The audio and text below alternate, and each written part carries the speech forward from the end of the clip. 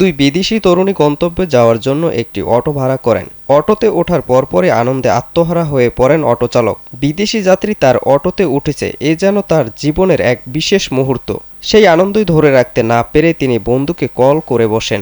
ভিডিওতে কথা বলার সময় অটোচালক ফোনের ক্যামেরা ঘুরিয়ে দেন তরুণীর দিকে, যেন বন্ধুকে দেখাতে পারেন সত্যিই তার অটোতে বিদেশি যাত্রী উঠছেন। অটোচালকের এমন আচরণ দেখে অবাক হয়ে যান দুই তরুণী। তারা চালককে বারবার ভিডিও কল বন্ধ করার অনুরোধ করেন, কিন্তু বিদেশির কথা বুঝতে পারছিলেন না অটোচালক। আলোচিত এই ঘটনা ঘটেছে ভারতের রাজধানী দিল্লিতে। ইতিমধ্যে এই ঘটনার একটি ভিডিও সামাজিক যোগাযোগ মাধ্যমে ভাইরাল হয়েছে।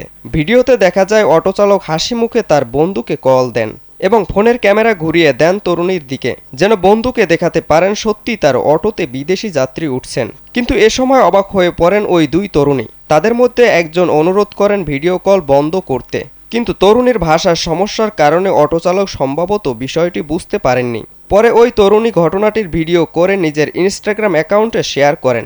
ভিডিওটি দ্রুত ভাইরাল হয়ে যায় এবং নেটিজেনদের মধ্যে তীব্র প্রতিক্রিয়া সৃষ্টি করে। অনেকেই মন্তব্য করেন এই ধরনের আচরণ ব্যক্তিগত গোপনীয়তার সরাসরি লঙ্ঘন এবং বিদেশি নাগরিকদের সঙ্গে এভাবে আচরণ করা দেশের ভাবমূর্তির জন্য লজ্জাজনক।